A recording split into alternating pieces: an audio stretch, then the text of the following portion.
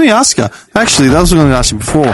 How connected are you to like the Persian community here in Melbourne, man? Do you actually like get out, go to like Hafez and stuff, and like all the other like events and restaurants and things like that? I've got like a circle of friends, like a handful of friends, which I just go and hang out with them, which I know them for so long. Here, I'm not very connected to the community. The community actually has changed in the last 10 years. Like when I first came here, we used to have these Persian parties every month. And we used to go to this Persian party on Chapel Street, and we have dancing, and we had a dancing competition. I used to just go and dance with all the girls and boys, and we just knowing each other. In the last 10 years, all the people that have come from there, they have changed. They're more money oriented. Yeah, it's all about how long you live here. Yes, I live here this X amount of time. Where do you live? What do you do? It's all about it. It's not about, hey, who you are, what is your culture, where your city from, where your family from, like here and there. And when sometimes that's why I'm saying this 40 years of revolution, they have changed them a lot. That's why this is when I just go back there and I just feel this is one of the things that really annoys me, because the characteristic and personality of Persian has changed a little bit. Their DNA won't change. Their DNA is still the Persian of hospitalities and hospitable and very kind and very generous and very kind. As a foreigner, if you go there and you say, I'm from there, you will see that they invite you to your home. Back before I come to Australia, when I was 18 years old, because I wanted to practice, I used to go to Hafez and Sadi, and a lot of foreigners, the tourists used to come. I used to grab them. I used to have a car. I used to go and talk with them to practice my English. And then I used to put them in my car, and we go for dinner at nighttime, and I drop them off by the hotel, and then tomorrow I come pick them up, and I take them to Persepolis just to be with them and practice English. You don't see it here. You don't see it anywhere. The level of hospitality, full on. They love foreigners, they love Americans. When an American come there, they will love them. They love Australians.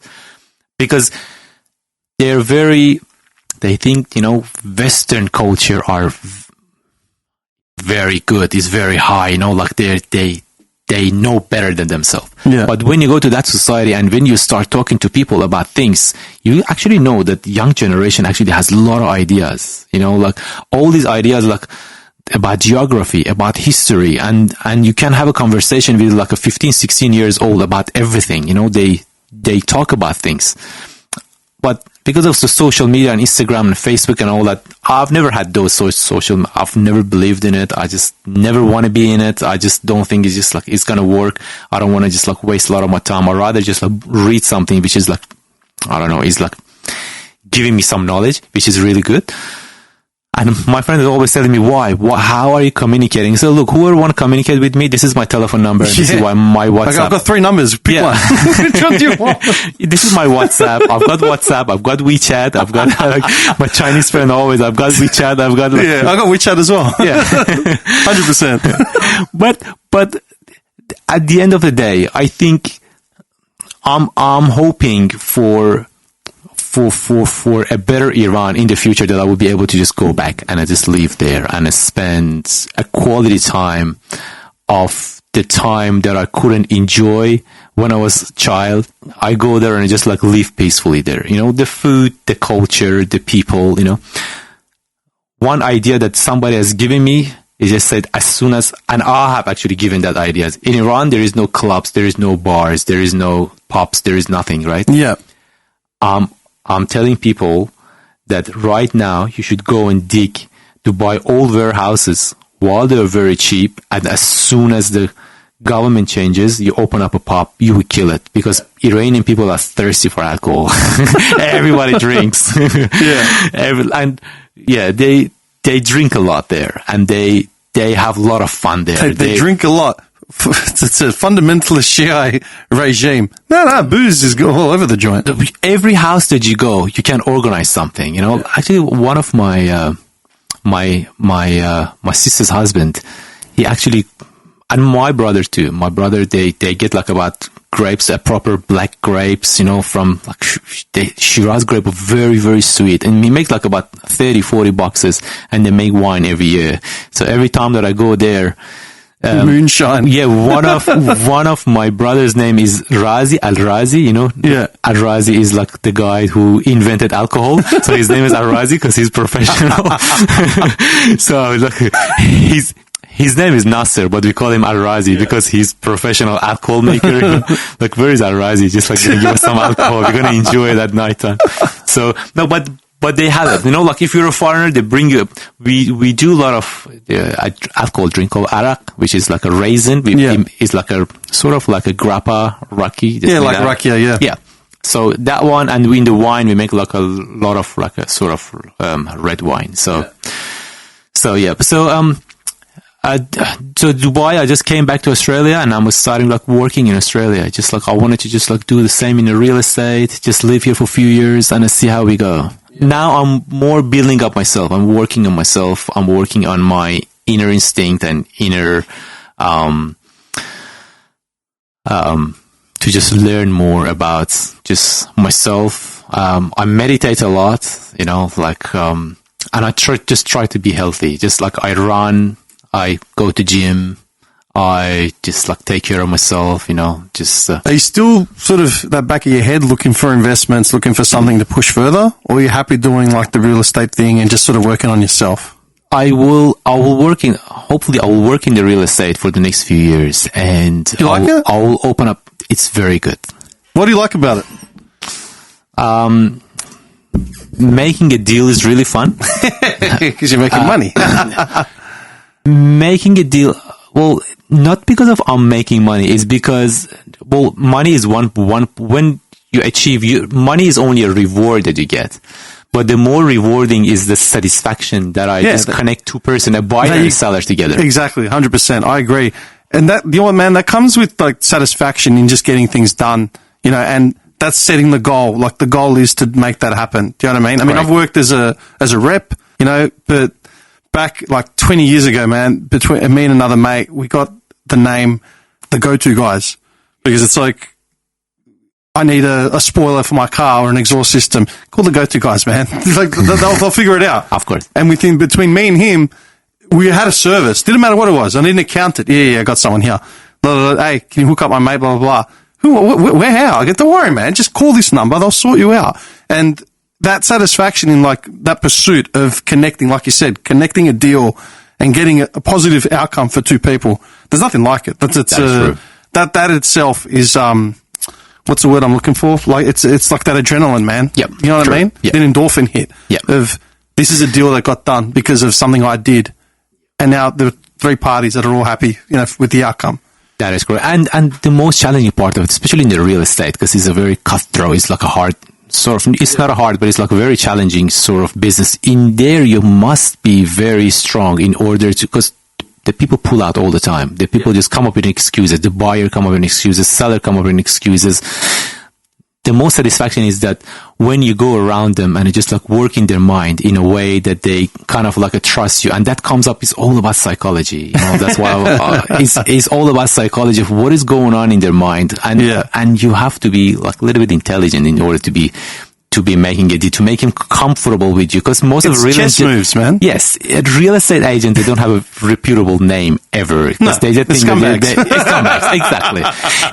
It's just the way that they are, you know. Vultures, like, it's just man, just circling the carcass. True. Let's pick it clean. Yeah, true. That is correct. How much equity do you have? But I think, you know, it's mainly that.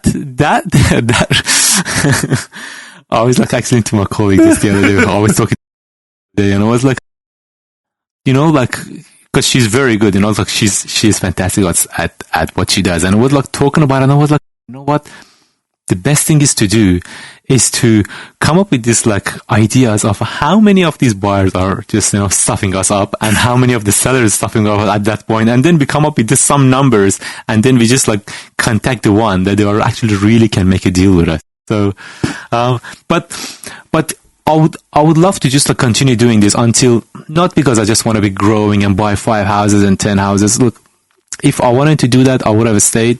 I would have just worked really hard when I first came to Australia, and I would have like had it, you know, in 2000 and 6 or 7 when I first came to Australia. I didn't start at university straight away. I started university when I was in 2008. So from 2004 and 2008, I was doing different jobs. At some jobs that I wanted to do, it was hairdresser.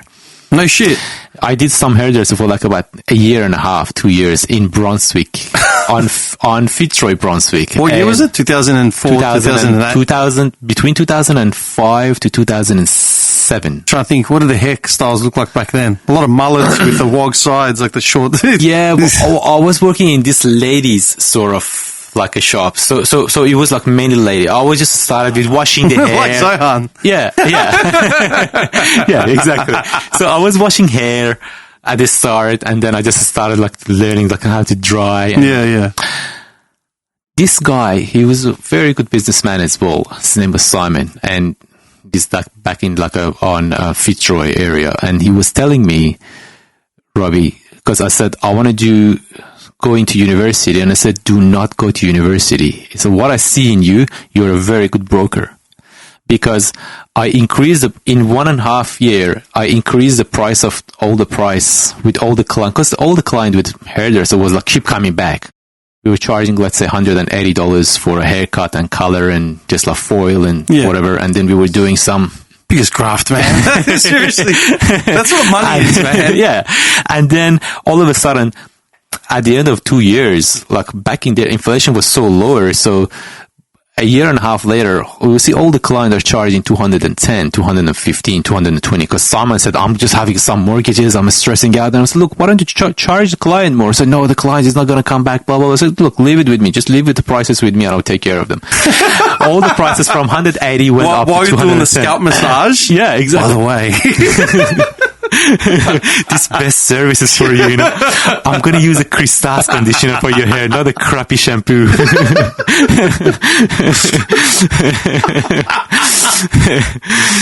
can see it. Silver tongue. Yeah. So, and then he was always saying, so when I wanted to do, the reason why I did engineering, because my dad was an engineer. He was an oil and gas engineer, and I wanted to do like mechanical engineering and just like want to follow his path, whatever, which later on didn't happen. But he was always telling me, you should be a broker because you know how to talk through it and you know how to make a deal. And you know, just like, why is it that everybody happy to pay $210, $220 and you charge this product even more, like, because they were selling like a lot of off the shelf products as well. So they were charging them like, I don't know, $5 more, $10 more. And they didn't mind it. They absolutely like didn't mind it. And I always remember what's happening. At the end of the day, when you were thinking, counting, he was making $100 a day, which is $500, $600 per, I don't know, week, which he was paying more with you know what's funny, man? I had the same exact conversation with my mom today. I went and saw her. She's got a superannuation in some fund. Yeah. Like she's worked part-time for the last 10, 20 years, whatever it is. And she said, I was thinking about changing my super to some such and such company. I said, why don't you change it to where I am? She says, what's the difference? So I pulled out her papers, looking at mine, and I couldn't really get much from my account, but it looked like there was a couple points of percentage, in the investment thing. She says, what's the point? I go, Ma, you move your money. It's going to it's not going to cost you anything. They might pay you to move your money. And at the end of the year, whether it's $1,000 more or $5,000 more, which one would you rather have? And she's just staring at me. I go, think about it, man.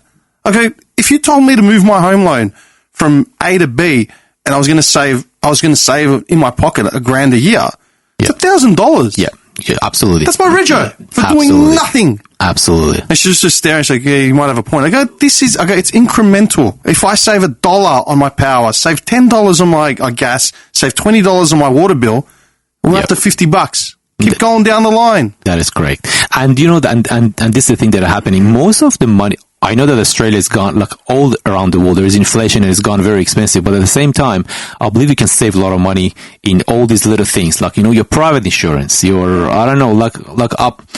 I've been paying private insurance in the last 10 years and I haven't even used it once. And I'm paying like about $20,000, $30,000 for the private health insurances. And it's just like nothing. And I'm like, why am I doing this?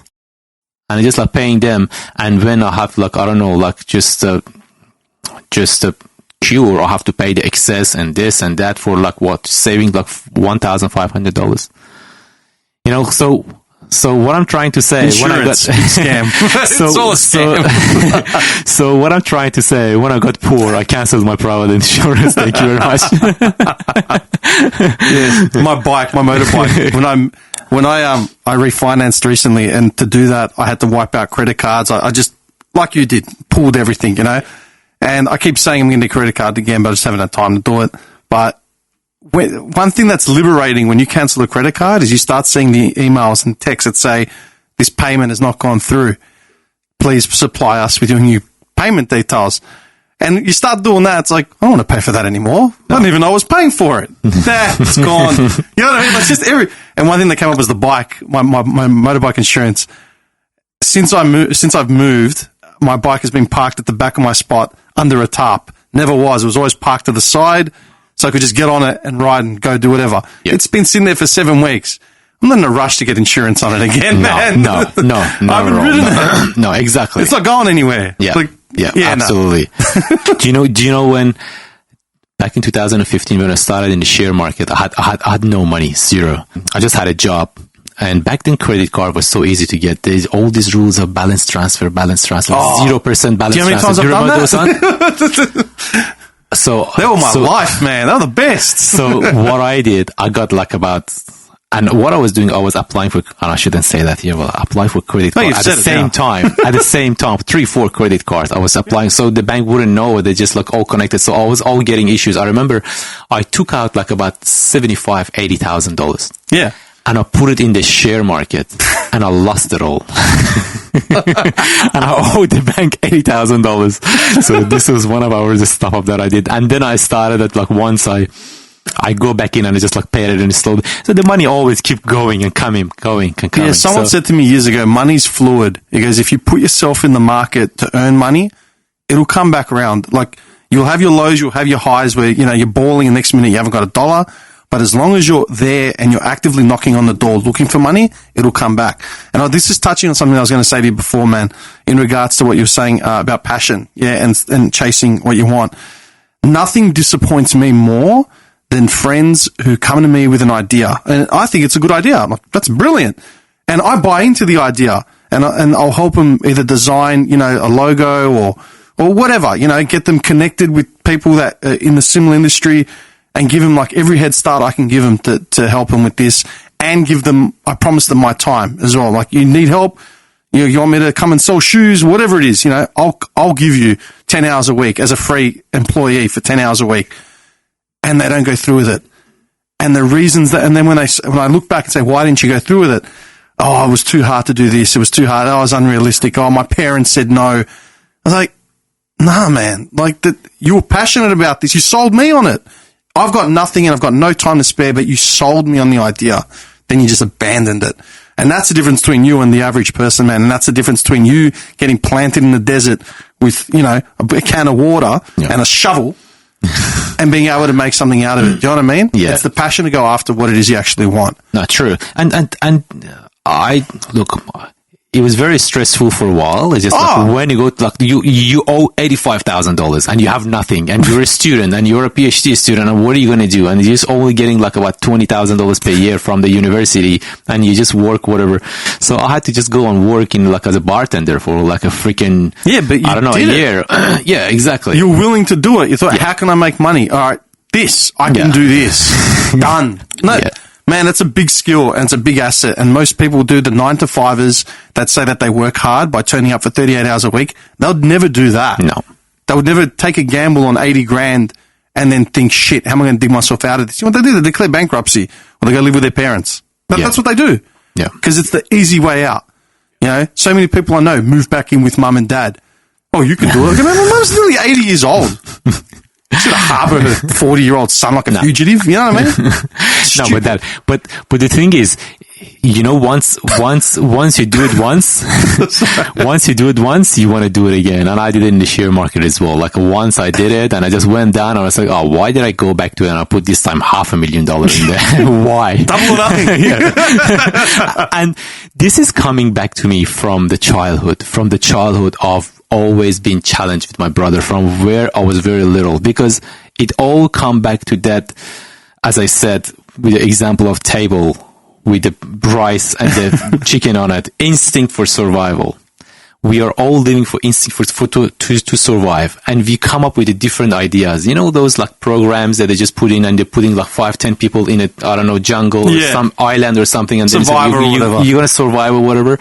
We had these ones since we were little. You know, like with my brothers.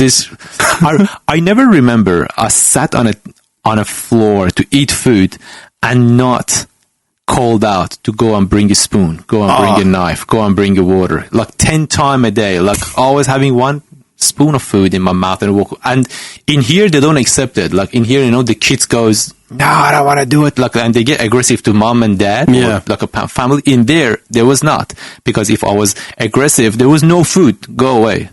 I remember my old man. I'd be sitting in my bedroom at the back of the house. My old man would be in the living room at the front of the house. Like, huh? So I get up, press pause on whatever I was doing, go inside. What is it? Give me some water. What? The kitchen was closer to him than it was to me. What do you, huh? Give me some water. All right. Walk back to the kitchen, get the water, come back, and it was either a complaint about the glass being wet, too slow, not full enough. What do you mean, man?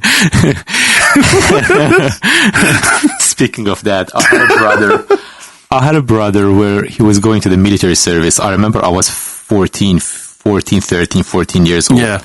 He used to go, unfortunately, so I had 3 brothers which they go to the military. So one of them, it was during the war between Iran and Iraq. So he went to the border of Iran and Iraq. So he was a soldier there, front line in the city called Bane. Bane is like right in the border of Kurdistan. So it's like a Kurdish, like a Iranian Kurdish and Iraqi Kurdish. Iraqi used to come to Iran and kill all the soldiers. My mom was shaking every single, like he was going for about a month and I come back for a week, and then it goes for a month and I come back for a week for about 2 years. And we didn't have a TV or something. All we could hear, the news, it was like a voice of Israel, and it was updating about what's happening with the front line, with like everything. And they were saying, there is a group of soldiers got killed in the Bana, in the border. And once my mom started to shake, because my brother Nasser or Al-Razi is supposed to come back. Al-Razi. Al-Razi is supposed to come back. Why is it so late? And then he goes, he heard the news that they just like the whole thing, because they had this sort of like a mechanism. It's like a little piece of string which you put it around your neck and they cut your neck off. So you're just like cutting your head off. And they said that they killed like 9 soldiers, and my mom was like, okay, my kid is in this. It started crying. And then we just went to my uncle's house. They had a telephone. We didn't have a telephone in our house. They called that military service, like whatever it was city, for like about 45 minutes, 1 hour. And then they find that, in that basically truck that there was 9 soldiers in it, and they were going, the last one was my brother, which there was no room for him. So they kicked him out, and I said, nah, you go out, you come with the next car. And that car, half an hour later, he got ambushed by just like a Kurdish, like a militants, whatever, Yeah, and then they all got killed, and then all the corpses just got back. So we were living in those sort of fears until this brother of mine, the third brother, he just like his military was in, so the war finished. His military started up in sort of like the same city in Shiraz. He used to come home every day from 5 o'clock. He used to go to the military, like a camp, and coming back at 2 p.m. And he was telling me, you have to wash my socks, put it in the sun. You have to wax my boots, and you have to put it in the sun that wax absorbs to the boots. And then you have to start brushing it. And then you have to stop just making it shiny. When you come home, I have to see my face on the boots, because it should be that shiny. If it's not shiny, you're going to be in trouble. And I used to do that for about 2 years with him. 2 years. Every day. And once I forgot, because I was like a little kid. I was 12 years old, 11 years old. So I forgot to do it. He woke me up, I remember, at 1 a.m. He said, why don't you wash that? Go bring all your notes. Because every day you have to write a note for your school tomorrow. And then he's put a cross on all my notes. And I said, do it again. From 2 o'clock, I was crying until 3 or 4 a.m. to just do all my notes again. And it was like, the day after, he just gave me like a little bit of money or something to just like say, you know what? But they just said, I did it, that you don't forget. You need to know responsibility. And those responsibilities, and I learned it from them. It has been tough, but I don't regret it, because if that wouldn't happen to me, maybe I would have been a completely different person. So I take it as an advantage. Every now and then I'm just making fun with him. I said, you know what? You bash me a lot when you were little. You're older now. He's like 50 something years old. I said, you're older now. I should bash you so much right now in front of his kid. He said, I never did that to you. And he's so shy. He's like, I never did that to you. I'm sorry if I did anything bad. I was going to say, here's a question, man. Like, what you went through growing up, you know, I've got a lot of friends that have come from overseas, Balkans and shit where that stuff was, you know, like war and actual famine or actual poverty was actually there. Do you reckon, I mean, it gave you character, right? And then it's still there's qualities in you like hard work, perseverance, focus, all that sort of stuff, appreciating what you have. Do you reckon there's a way to teach those qualities to people that don't live in those scenarios, like here in Australia? Here, like, we're very entitled. You know, we don't know what's out there because we don't live like that. We don't. Yes. I mean, we talk about violence in the streets. What violence, man? Like, okay, someone got bashed. Yeah, it happened, but there's no bombs flying over us. Yeah, sure. But can you teach those? Is there a way to teach those qualities to people here without having that background noise, basically, that background? What do you reckon? They might not be receptive to ideas as a start, but they will. It can be done. It depends. It depends on the people itself. It depends on the family. It depends if they want to even learn or listen to it. Some of them actually just amazed with some of the families here in Australia. Actually, they're teaching the kids tough way and a hard way. Sometimes it's wrong, sometimes it's right. I believe maybe those times that I was just like growing up, if I wasn't doing that, I wouldn't turn out to be another guy. It can be taught here with the people. It can be taught with a young generation. I've got like my friend's kid is like 4 years old right now, and I cannot. He's the obedience, but sometimes he's just not. Family cannot control him at the age of 4, and I'm like, at the age of 4. And when I just say an example of my life when I was at 4, what I was doing, everybody started laughing at me, and I said, "Your life has been shit, man. Why are you comparing with him?" And we're like, "Look, this kid is gonna grow up.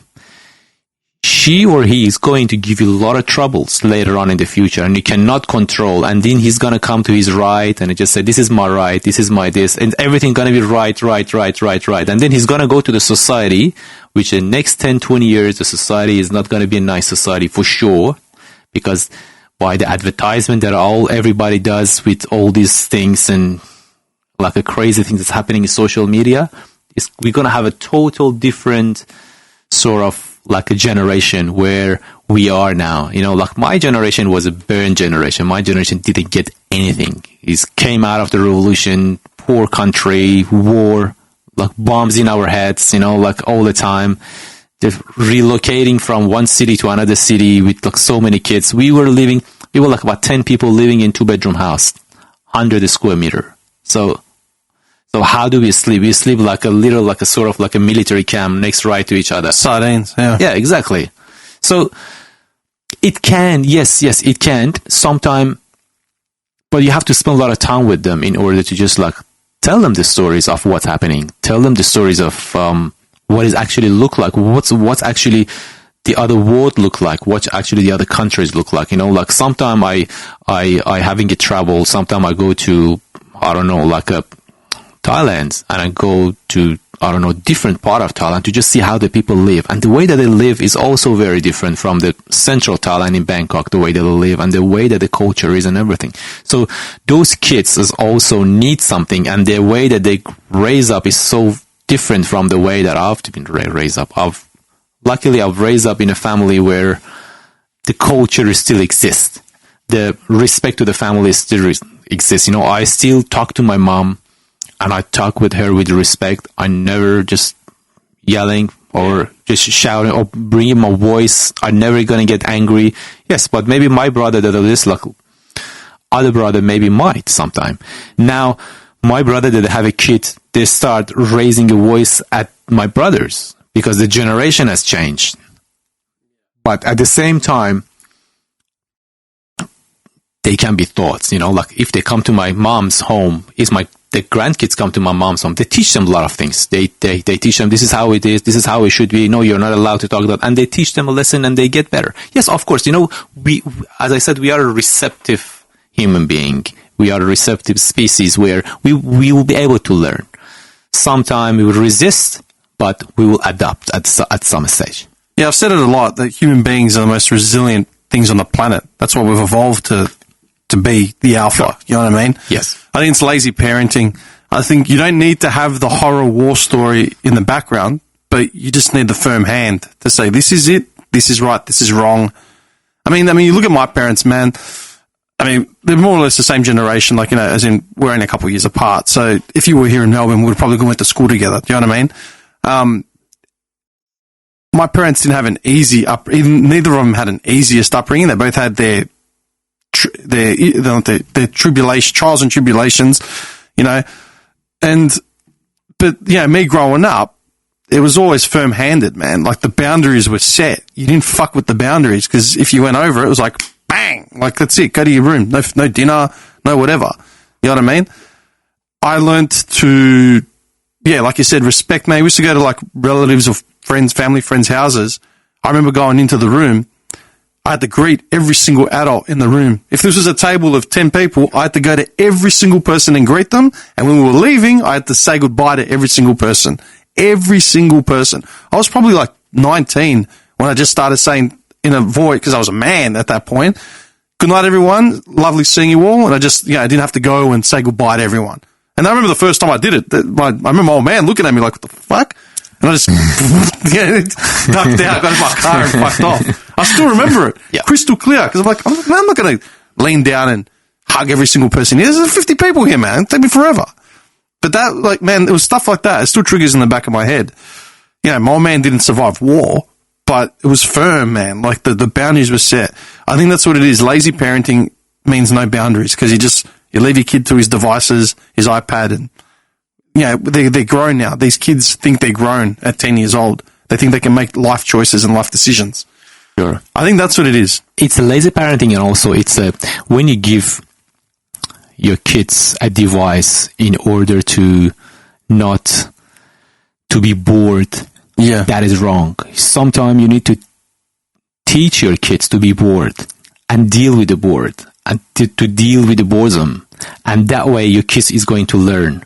Otherwise, when your kid is going to grow, he's going to be like, I'm bored with everything. What am I going to do now? And this is wrong. Sometimes you need to just like leave your kids in a room and teach them how to survive and how to make themselves busy with just whatever that they want, rather than give them a machine or to give them an iPad or just like something, or a mobile phone or something to just like play it in. Yeah, with shiny colors. With the shiny colors, exactly. It's sorry, man. It's like the bird. If you put a mirror in a bird's cage, it stops singing because it sees itself. It thinks it's seeing another bird, so it stops. You take the mirror away and it starts singing because it wants attention and it's chirping. True. The iPad's like the mirror. You're just handing it to them and they just stop, just staring at themselves, and that's it. You're done. Yep. You're cooked by that point, man. True. And the other problem with that is that once you do that and you just like put so much of iPad, and your kids are going to be very antisocial, because it's all the thing that their friend is that computer in the hand, that mobile phone in the hand. So they're going to live in there. And this is what the society wants. This is what the world wants. That keep your brain occupied. That you as don't in think when you say this is what the world wants or society wants, do you mean as in like a global agenda? Yes. We've touched on this. Okay. Yes. Tell me more. I want to know more. I can see your face. Your lips. You're licking your lips. You're like, here we go. This is because this is something. Look, when they say new world order, let's say, okay, this is something that they want you to be that way in order to control you. Not the whole thing in the world is about a control. I'll go back to the slavery example that I just did. We had another two sort of a slavery example. We have got a slavery example, like we have got a sexual slave, and we have got a physical slave. Okay. Physical slave is when Robbie goes to work. He's a father. He goes to work and he works for the family. He has to survive. He has to make the family happy. Then he makes your wife to go to work, and a work is the X means, let's say you coming and working in my factory, your wife coming and working in my factory, okay? That you have a kid, and later on when your kid is born, your kid is going to come and work for me in my factory. So you are actually a physical slave for the rest of your life, and you don't know. The other sort of a slave is like a sex slave, where back in 20 years ago, 30 years ago, 50 years ago, we used to have a magazine. There was a telephone number there. The people doing short videos of this girl being sexy or a porn or something, and they sending it to this old man or a woman, and I just say, this is cost $2,000, this is cost $20,000, and they just call. So it was so much hassle. What have they done now? They're just organizing a social media like Instagram, and everything is in there. And you put a hashtag, this part of my body, hashtag that part of my body, hashtag whatever, and they're putting like all these challenges in the TikTok and whatever. And this is easy now. And they just sit there, they choose it. So they want you to be that way. Why? Because when you are that way and you're raised up that way, you don't think anymore. You don't think, what is the reason why you come to this world? What is the reason for you to born? Why did your parent give you birth? I always believe in this, that mom and dad, they want to buy a house. They plan it 2 years. They want to buy shoes. They plan it months ago. But when they want to have a kids, they just go get drunk, bang. Kids, let's just go. They never planned for it from before. And planning for having kids is just going to be way before. Why do we need it? Why do we need to have a kid? Why do we need to bring up this kid to this world? Are we going to be prepared for it? Because the personality of the kid is 3 months before even you having a sexual time. 30% is from 3 months, 20% is from that 9 months that inside of your mom's whatever womb. The womb, and then the rest, the other 50% is from the time that the kid is born. So your DNA is going to be there. So there are formulas, I believe, that you have to know when you want to have a kid, what to eat, how to meditate, and these all going to affect, because out of, let's say, 4 million sperms that a man putting inside a woman, only one of them is going to be receptive with the egg. And woman going to have the key for that. Like there is a key, there is a coding, and that one is just that one little sperm goes in. So how do women choose the sperm? That's why in mysticism they believe that it's woman that chooses that who is your child is. Some believe that this is your child that chooses parents, mom and dad. But when you don't plan this properly, out of those, 3-4 million sperm, each one of them has got a code. Each one of them has got a different DNA. So one of them might be a doctor, one of them might be engineer, one of them might be just like something, So those personalities is starting to come up. So there are plan and rules that you have to do it. But once you are blinded by all those world, this is just like a crappy world that we live in, and social medias and the people, the way that they're behaving with each other, and everybody's just so down now, and now everybody talking about how COVID and injection and all that just bring them down and just like making them, we are moving toward a world where first they want to control you, second they want to control the population, they want to make it in a way that nobody want to marry anymore, and just like generation and then whatever, just like the number of the population come down. And the third thing is that they do that for you to milk and get more richer and richer and richer. Okay? Example. If your neighbor take $10 from you, you go and punch them in the face. But if your government takes thousands and millions of dollars from you, you just sit there and say, yeah, it's fine. I pay my tax. I pay my things. Because you never care about what is the government wants. Why? So they have to make you like blinded somehow. You have to make it busy with something. I think because in Australia, we just assume that our government's not corrupt. Assuming. This is just like an assumption. Because you never know where is the money coming. We just assume because there's a form of transparency and we feel like there's a legitimate system here. As opposed to, say, in Iran or, pick an African nation, where they just embezzle everything. That's the assumption. Do you know since COVID, I'm seeing a little bit of what's happening in Iran here. Yeah? Like what? A lot of it. I'm asking. Like inflations. Yeah. Like in Iran, this year a house price is 1 million, next year is 2 million. here like we are seeing it. Yeah, yeah. So what's going to happen then? In the next society, the young generation are not able to buy. Correct? Yeah, 100%. So they're not able to buy it because it's so hard, because they're on a job of, I don't know, $50,000, $60,000, $70,000. You don't even need to look at the next generation, man. Look at the last 12 months. My pay went up by 2%, 1.9%. And that's because I was lucky to have a salary employed by a regular company. Sure. Not like I was a casual employee in a warehouse. Sure. My rent went up by nearly 15%. Sure. I'm like, absolutely. So hang on, man. I felt like telling him, do you want to speak to payroll? And they'll tell you how much my pay went up by. How do you feel 15% is justified if I got a 2% increase in my last 12 months? And what's the fuel prices now? What's inflation at? Sure. You know what I mean? Yep. Come on, man. Well, and the how way is that? How is that manageable?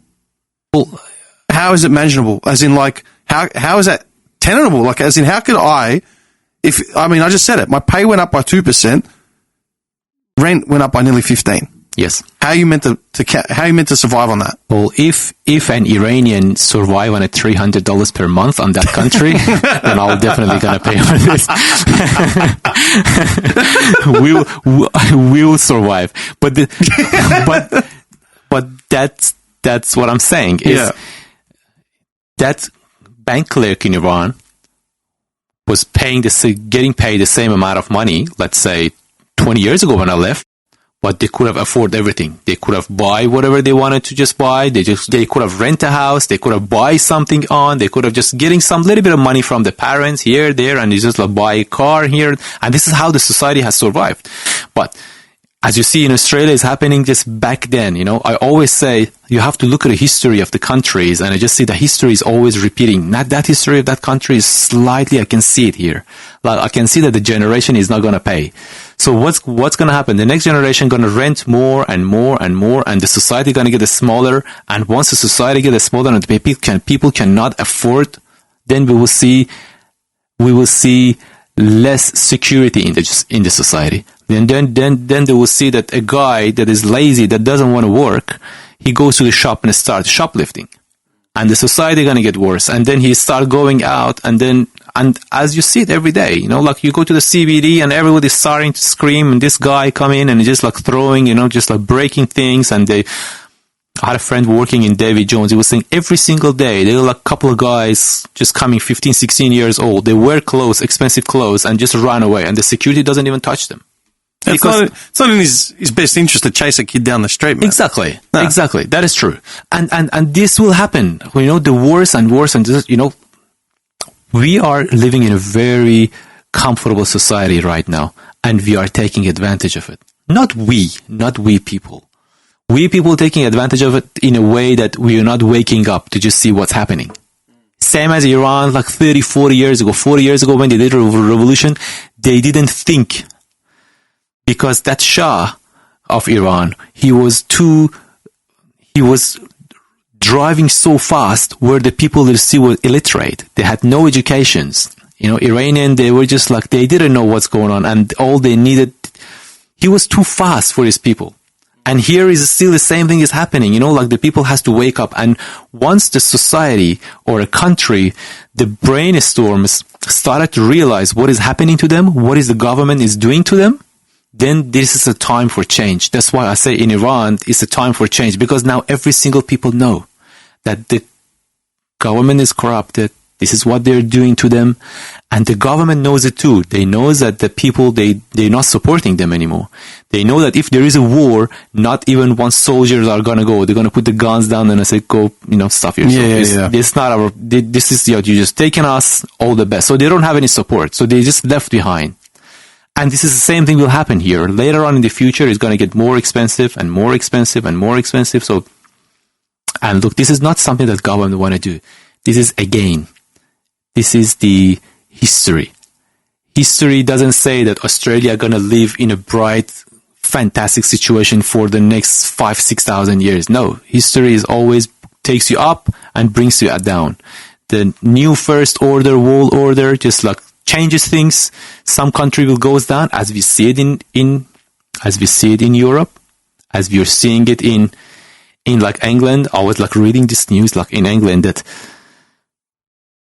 most of the mayors in England cities like Brighton and Birmingham, and they're all Muslim. They're all from Bangladesh. They're all from South Asian countries. Exactly. They're all from there. Why? Don't you think that government realizes that this is happening and there's so many like fanatic Islamic people going there, and when they just like don't they think they all know it? But they let it to happen because they think it has to change because it's history. England has been great for 200 years. It's going to come down. It's time for it. Europe, the same. Turkey is the same. Turkey is the next. Turkey today is Iran 40 years ago. And this is what I said to people and everybody laughing at me. 3-4 years ago when I went to Turkey, everybody was so good. Everything was happy, was okay, no problem. This trip that I went to Turkey, and my brother lives in Turkey as well, I said, if in the park, a girl and a boy hold their hand and they start kissing each other, the people start to bashing them. Yeah, well, the current prime minister just lost his mind, man. Like, he's been trying to make it as moderate as possible. Well, the Erdogan, he's like this fanatic Islamic, right? This is just same thing, just like happened in Iran.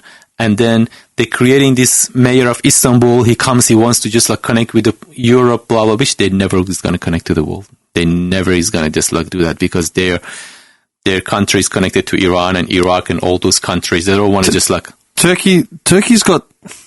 It's strange, man. Because like half the country wants to be like a European nation. The other half is just getting more and more Eastern. You know what I mean? Turkey, in order to get into the EU, other than the fact that they're too connected to everything you just said, they need to solve the Greece problem in regards to Cyprus and reparations with Greece. If Greece says no, not getting in. No. That's it. No. You know, that's a hard line. And they can't do it because Turkey, inside of Turkey, there's so many like refugees. They all got filtered through from Syria, man. Exactly. Yeah. And then they got in and they want to do it as well. You know, like Turkey's billions of dollars, like at some stage, like about 5-6 years ago, a truck full of gold got disappeared in Turkey, which they say belongs to the government of Iran. How much worth? $8 billion worth of gold gone. Where did it come from? From Iran. They were just like taking it from Iran to Turkey to get it out, take it to Europe. It just belongs to those mafias, whatever group that was in Iran selling, I don't know, whatever. They just like in a sort of like a solid gold. They didn't even talked about it, where all the money goes to. They're all taking it, but the thing is that this things is happening. This things is gonna be there for a long time. This things is going to be shifting. So because it's just like a splashback. Khomeini, when he came to be a leader of Iran in 1979, he wasn't even wanted to be the president of Iran. Musa Sadr was supposed to be the leader of Iran, this Islamic thing. So England organized Musa Sadr to come. And they were advertising it slowly. They say, we will kick out Shah, we bring this mullah Islamic thing. People of Iran, they love Islam because they're all some illiterate. The government, they don't know. Well, 98% of the people say yes when the revolution happened. And it's amazing when you look at the photos pre-revolution. It looks like so modern and, you know, progressive women in like, you know, it looked like New York or LA. Like, do you know what I mean? That is great. But this is what just only 15% of the society. A lot of them, when you were going to the here and there in the villages, in the small cities, they didn't even have water. They didn't have any, they were living like, Tehran was like in a horrible situation. Shah wanted to make it big, but he should have slowed down. And he talked too much, you know, like this has always happened when, okay, I'll come and sit here and talk to you right now, right? If I talk too much, somebody can hear it at the back. And when I go to Iran, I'm going to get arrested straight away because of, no, I mean, like, this is just like, no, and Kissinger was for a while, they thought that he was a Russian spy because he was all working in a favor of Putin or a Soviet Union back then. He just went there and just said, look, you talk too much. Let these people take advantage of the oil, bring down the price. You're going to stay here. He didn't do it. America and everybody went to Saudi Arabia. This is where Saudi Arabia right now. So they're taking all advantage from Saudi Arabia rather than Iran. So Iran, that was a tycoon of whatever the most allies of United States and had all these weapons and flights and just, I don't know, F-14, whatever, this all gone down. I just like kicked them out. And then there's other stories. They knew it, that it just happened. So Musa Sad was supposed to come, but what happened? Musa Sad got disappeared 3 months before Khomeini comes. Because Musa Sad was a MI6, from MI6, they wanted to put him as a leader of Iran. How did he got disappeared? He got disappeared, they say, by Gaddafi. Gaddafi was a Baas, was a communist. So Muhammad Gaddafi was from Russia. So Russia ordered to wipe him out because Russia and England always have a problem. England never wants Russia to be allied with the United States. And Russia has said it many times. If you see Putin on his speech, we want to be allied with US. We want to be allied US. But England never let it happen. Even when the war happened between Russia and Ukraine, and they was like, we're going to hit you, we're going to just like do it. When they attacked, when they started the war back in 2022, what is the first thing that Biden said to Zelensky? Come, take a flight, come and get the amnesty here in United States. He was about to leave. Who stopped him? Boris Johnson. Boris Johnson personally flew without telling all the other allies, French and stuff. And they went there and said, look, they have a plan for you. Russia and America has done a deal. They want to just do this. And then this is where the war ended now for 2 years. Otherwise, that war is supposed to happen very, very, very quickly. Yeah, I was saying that. This is just, and it will end. That's why Trump say, stop killing people. And he's taking advantage of it for his election or whatever. But as soon as he come to the like office, if he get elected or whatever comes to the office, he's going to finish everything all up. He's going to finish all these Muslim things, Gaza. And look, at the end, and one more thing about Gaza and Hamas, all these things that happen is only for one thing. It's for the Silk Road. That it starts from China, go all the way to Gaza. And they want to wipe down everything. Israel wants to wipe down Rafah and all this Gaza and Hamas and everything. Because Hamas created by Israel himself. By cooperation, Israel, England, Iran, and Russia. 4 countries helped the Gaza comes and they funded them. Iran money goes to Hamas and also Hezbollah as well. They want to wipe it down. They're making it a safe corridor that all the transit of the goods from Europe come to Israel, and from Israel moves all the way to east.